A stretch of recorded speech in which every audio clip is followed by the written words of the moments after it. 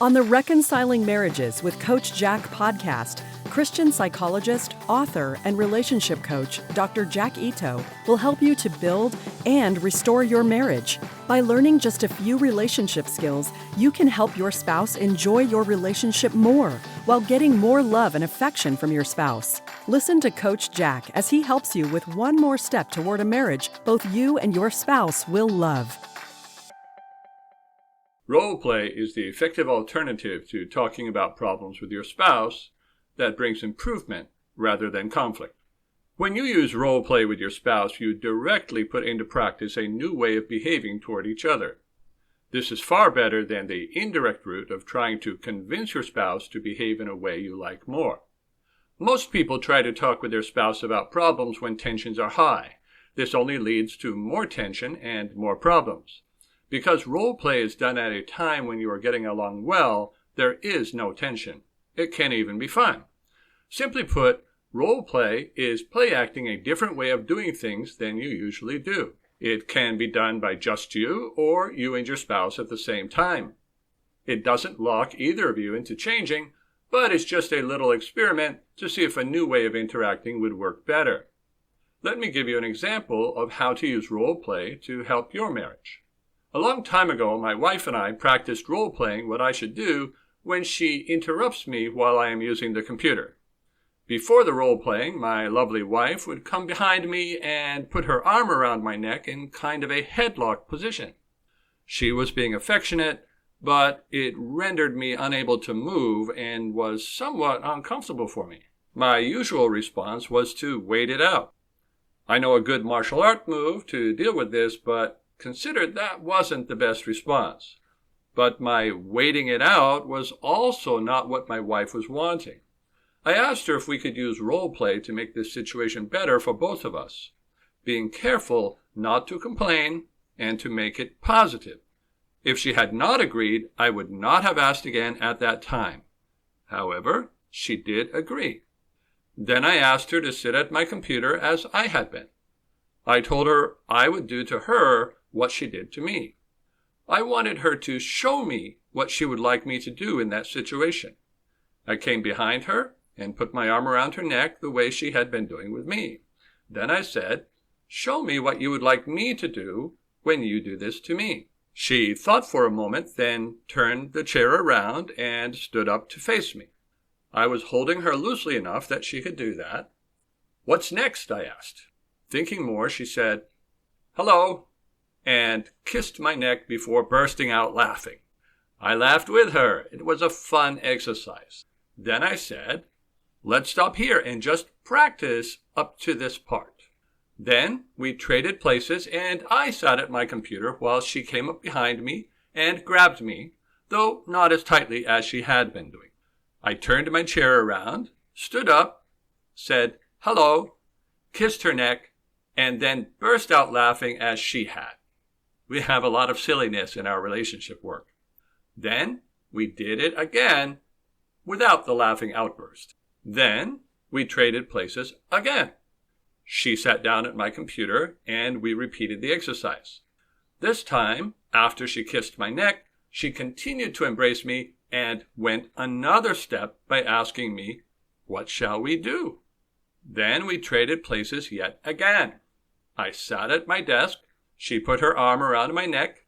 I turned around in my chair, stood up, gently kissed her neck several times, continued to hold her, and in my best sexy voice asked, "What shall we do?" It probably sounds more complicated than it was because it takes a lot of words to do what we can simply show. If instead of doing role play, my wife and I had talked about our expectations and discomforts, it could have created a big problem where only a little one existed. Couples usually make their relationships worse by talking about problems rather than working on enhancing the relationship. Talking is only helpful for miscommunication. Once differences are clear, further talking about them only creates more distance. Role play is brief, specific, memorable, and positive. It fosters empathy and understanding without any needy behaviors. Having your partner demonstrate the response he or she would like you to have by reversing roles can bring immediate results and relationship enhancement. Let me give you 12 success tips for improving your relationship with role play. 1. The best way to introduce any new idea to someone is by appealing to their interest rather than your own. Wait for some change that might benefit your spouse before trying this technique. 2. You can also start by role-playing a date where you behave the way you would like your spouse to behave. 3. Role-playing should be fun. If your partner tenses up, then try again at some other time. Don't push on. 4. Role-playing is a good way to practice any new skill. For example, as a student, I used to role-play being a therapist with other students who pretended to be clients. 5. Do not criticize or remind your partner of past negative behavior. 6. If the new behavior is long or complicated, practice only a part of it at a time. Trying to make too many changes too quickly is one of the reasons people have difficulty improving their relationships. 7. You can role play at home how your spouse wants you to behave in a social situation. 8. Role play is not costume play. If you want to dress up like superheroes for your sexual adventures with your spouse, that is up to you. That is not what this technique is about, however. 9. When working with your partner, have him or her switch roles with you to show you how they would like you to be. 10. Be willing to make your partner feel good about his or her role playing, no matter how lousy they actually are at it. One of the keys to a happy relationship is making your partner feel loved and accepted just as they are. That will actually help them to improve. 11. Be willing to improve your relationship by doing things that are not natural for you, as long as they don't violate your morality or harm your marriage. And 12. Don't gloat. If role-playing shows your spouse his or her unreasonable behavior, don't make your spouse feel bad about it. Never get satisfaction out of making your spouse feel wrong. I am always ready for my wife's ideas, and she is for mine. She is my girlfriend, and I enjoy doing all kinds of things with her. We want to be great for each other. Role-playing is a perfect fit for that. I have some other role-play ideas for you for marriage improvement. So what would your spouse like you to do better? Is it the way you respond to questions? Well then, use role-play so your spouse can demonstrate how he or she would like you to respond. Is it the way that you respond when touched? Is it some kind of behavior initiation, like doing an activity, having sex, or planning an activity? Have your spouse show you, in behavior, how he or she would like you to do that. You can also ask your spouse to show you how he or she would like you to respond when you are criticized, blamed, or ignored. This is a more advanced form of role play that you should only do if your relationship is basically good and you have successfully used role play for lighter things. Just as with positive things, have a good attitude and don't gloat.